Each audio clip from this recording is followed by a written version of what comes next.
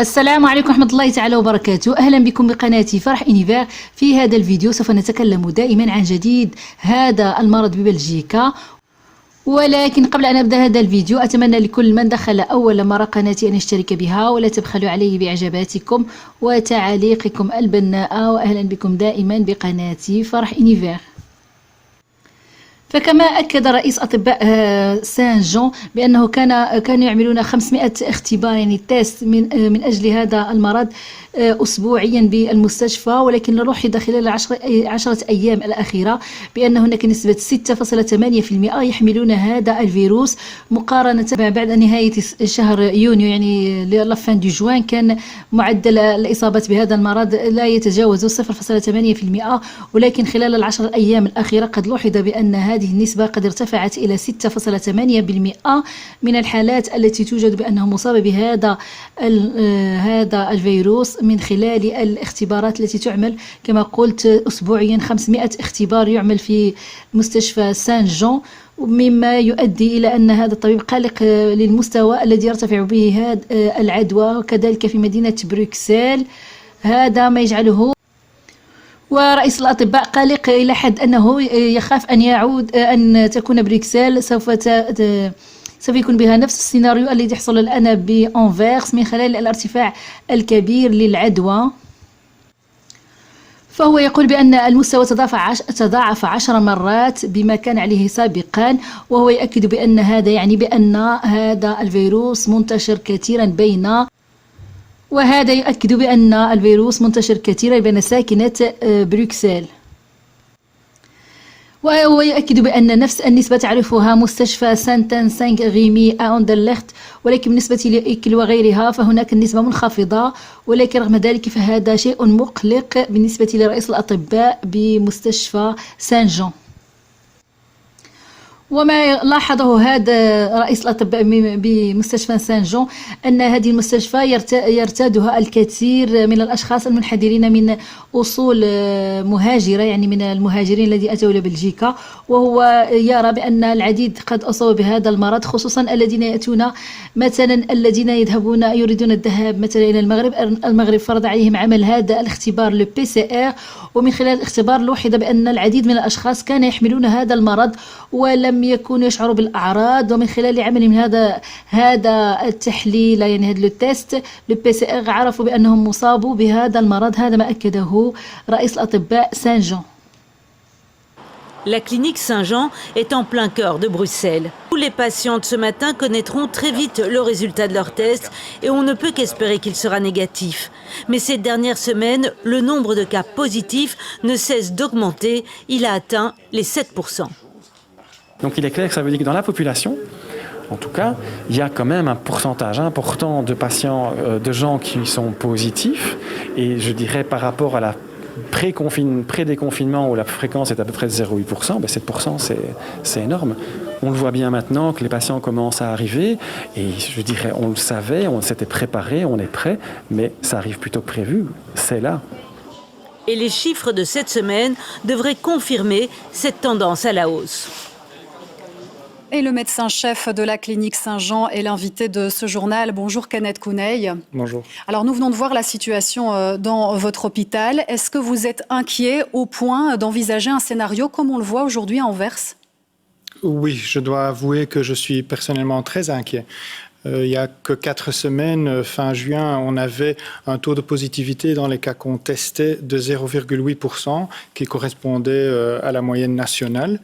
Aujourd'hui, on est à 6,8%, donc c'est une augmentation x 10 du nombre de cas qu'on dépiste positifs pour le Covid. Et pour moi, c'est très inquiétant parce que ça veut dire que dans la société, il y a beaucoup plus de virus. Oui, et c'est le cas aussi dans d'autres hôpitaux à Bruxelles, autres que le vôtre? Oui, effectivement, on voit la même chose par exemple à la clinique Saint-Anne-Saint-Rémy à Anderlecht. C'est clair que dans d'autres communes comme à Uccle ou Woluwe ou même à Oudergem, ce taux est beaucoup plus bas. Il est aux alentours de 3%. Donc c'est vraiment quelque chose qui est typique pour le centre-ville et les communes juste autour. où le mode de vie est quand même différent. Il y a beaucoup plus de gens sur moins de mètres carrés, les jeunes qui sont beaucoup plus dehors, et donc ça crée quand même une propagation plus importante du Covid. Et justement, dans les cas positifs que vous constatez, est-ce qu'il y a une population plus qu'une autre qui est touchée aujourd'hui ? La particularité de notre hôpital, c'est que la clinique Saint-Jean, étant au milieu de ce pentagone, a déjà une population qui est propre à sa région, et donc c'est une population qui est en grande partie issue de migration. C'est les mêmes gens qui viennent se faire tester aujourd'hui, et c'est dans cette population qu'on constate. Comparé effectivement à d'autres communes plus en périphérie de Bruxelles, on peut dire qu'il y a peut-être un lien avec la population issue de migration. On a par exemple vu que plein de gens qui voulaient rentrer voir leur famille au Maroc, pour le Maroc, il était imposé de faire un test PCR avant d'y aller. Et donc, dans cette population-là, on a vu pas mal de positifs, effectivement. Alors justement, par rapport au testing, il y a une déclaration qui vient de tomber il y a quelques minutes du bourgmestre de Bruxelles, Philippe Claus, qui demande s'il ne serait pas temps de faciliter le testing en Belgique sans rendez-vous, sans ordonnance, en gros de généraliser le testing. Pour vous, ça, ce serait une solution pour enrayer l'épidémie ? Le testing est qu'une facette. Quand on sait qui est positif, on peut plus facilement les mettre en quarantaine et empêcher qu'ils contaminent d'autres personnes. Mais pour moi, garder la distanciation sociale, porter le masque, même ce qu'on dit dans d'autres pays, comme vous avez encore dans votre JT, que c'est pas utile, on a quand même vu que ici, dans les hôpitaux, c'est très utile, ce port de masque. On aurait dû le rendre obligatoire depuis longtemps. Pour moi, les mesures qui sont prises maintenant à Anvers, donc de vraiment imposer le port du masque, c'est une bonne mesure. Il faudrait le généraliser dans toute la Belgique ? Je pense que oui. Vous lancez un appel pour le prochain CNS, peut-être il n'est jamais trop tard que pour le généraliser ? Je ne suis pas expert ni épidémiologue, mais je pense que tout doucement, il faut y penser, oui. Merci. Merci beaucoup, Kenneth Konaï, d'être intervenu dans ce journal. Je rappelle que vous êtes médecin en chef de la clinique Saint-Jean à Bruxelles. ورئيس الأطباء بمستشفى سان جون يؤكد بأنه يجب تعميم الاختبارات بالنسبة للأشخاص حتى يعرف الأشخاص المصابين في الوقت المناسب وعمل عليهم حجر حتى لا يصيبوا بالعدوى الآخرين. وكذلك هو ينصح بأن تفرض الدولة ارتداء الكمامات إجباريا في جميع الأماكن العامة ببلجيكا. وبالنسبة لمدينة أنفيرس فقد بدأ البارحة تطبيق حظر التجول ابتداء من 11:30 مساء إلى غاية الساعة 6 صباحا، وهذا ما أثر كثيرا على أصحاب المقاهي والمطاعم الذين كانوا قد بدأوا يشتغلون يعني أكثر خلال الخروج من الحجر، ولكن ابتداء من البارحة فقد يعبر الكثيرون على أن هذا سوف يؤثر على مداخيلهم، خصوصا وأن الدولة هذه المرة لم تعدهم بأي مساعدة. Les Anversois ont vécu leur première soirée sous couvre-feu. Les déplacements étaient donc interdits entre 23h et 6h ce matin. Les bars et night shops ont donc dû se plier à ces nouvelles règles. Atmosphère à Anvers la nuit dernière, c'est avec Thibaut Deplanque et Dominique Dussin. Les oiseaux de nuit anversois ne sont plus à la fête depuis hier soir dans la métropole. Tout doit fermer à 23h et les Anversois doivent rester chez eux à partir de 23h30. Un couvre-feu catastrophique pour tout un secteur. Face à la forte hausse des contaminations, la peur s'installe dans la métropole et les clients se font rares aux terrasses, tellement rares que certains cafetiers n'attendent même pas 23h pour fermer. Il n'y a personne sur la rue, les gens ils ont peur. Et pour nous, ça coûte seulement d'argent si on reste ouvert. Alors on ferme et on va à la maison tôt. La sortie du confinement ne s'était pas soldée par un retour à la normale dans l'Horeca, mais le secteur était content de retravailler. L'arrivée de cette deuxième vague est véritablement une catastrophe pour les professionnels. La semaine passée, c'était bien. On a travaillé bien. Tout le monde était très content de vivre de ça. Mais maintenant, avec les chiffres, c'est vraiment dramatique maintenant. C'est vraiment dramatique. Les jeunes sont montrés du doigt, accusés d'avoir ravivé le virus en organisant des fêtes sans respecter aucune règle. Une réalité qui doit cependant être tempérée, selon ce jeune anversois. Je pense que c'est vraiment un peu la faute de tous les secteurs et un peu de tout. Car mettre la faute sur les jeunes, seulement sur les jeunes, c'est pas vraiment la vérité, je trouve. Mais c'est quand même un petit part du problème, ça c'est sûr. En attendant qu'ils soient en partie responsables ou non du retour du virus, les jeunes anversois vivent mal ce couvre-feu.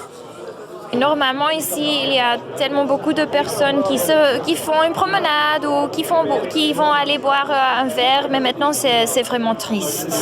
Ça nous rend triste aussi, je pense. Ce couvre-feu est évidemment une catastrophe économique pour le monde anversois de la nuit, car cette fois-ci, aucune aide n'est prévue pour surmonter l'épreuve. Avant, avec le lockdown, au début, on nous a dit fermez, mais on va vous soutenir. Maintenant, on dit restez ouverts, mais il n'y a pas de soutien. Et je suis sûr qu'il y a plein d'établissements qui vont fermer. C'est sûr et certain. Hier soir, les patrouilles de police étaient nombreuses pour surveiller le respect du couvre-feu, une mesure qui durera au minimum 4 semaines. وإذا دخلنا على صفحة وزارة الخارجية البلجيكية نجد هنا أن أبارتيغ دي 1 أوت يعني ابتداء من فاتح شهر غشت يعني شهر 8 ينبغي على أي شخص يريد العودة إلى بلجيكا وكان مسافر إلى خارج أوروبا دوبي لترونجي ويريد العودة إلى بلجيكا فيجب عليه أن يملأ ما يسمى باستمارة ان فورمولير 48 يعني 48 ساعة قبل الدخول إلى بلجيكا. وهذا الفورميلار يسمى باسنجر لوكاتور فورم، هو الآن موجود حتى باللغة الفرنسية، في الأول كان باللغة الإنجليزية، الآن وضعوه حتى باللغة الفرنسية.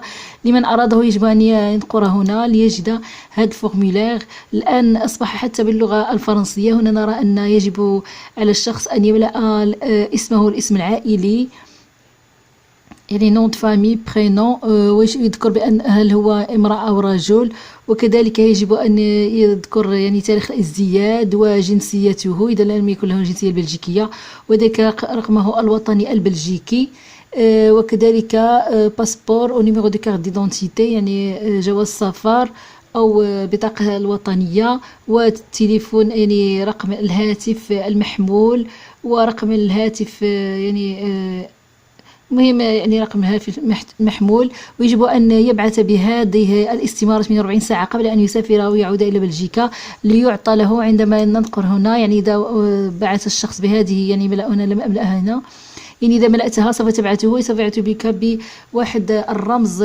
شخصي ان كود الذي يجب أن يكون معك عندما تدخل الحدود البلجيكية، يعني عند الجمارك يجب أن تدلي بهذا الرمز الشخصي.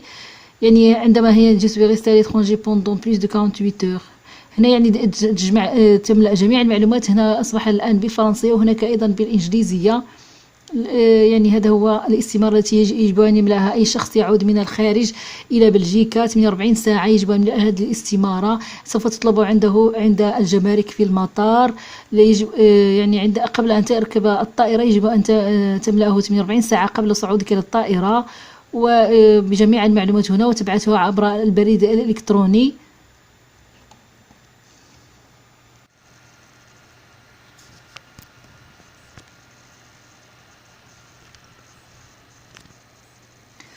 وهذه الاستمارة فقد فرضتها بلجيكا على كل من عاد من السفر من الخارج من المناطق التي تصنف المناطق الحمراء.